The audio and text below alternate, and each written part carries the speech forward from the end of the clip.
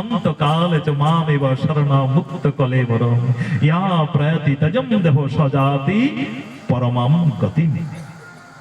অন্তকালে যদি ভগবানকে আমরা স্মরণ করি তাহলেই মুক্তি হয়ে যাবে। কিন্তু জানেন বাবা,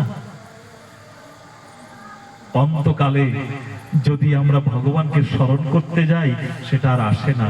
কারণ সারা জীবনের অভ্যাস, সারা জীবনের যে সম্বন্ধ পতি পুত্র স্ত্রী পুত্র কন্যা যাদের সাথে রয়েছে, এই সম্বন্ধ এমন ভাবে আমাদের জড়িয়ে যায় মনে প্রাণে রন্ধ্রে বুদ্ধিতে, তখন শুধু তাদেরকেই স্মৃতিপটে আমরা দেখতে পারি, ঈশ্বরের কথা স্মরণ পথে আসে না।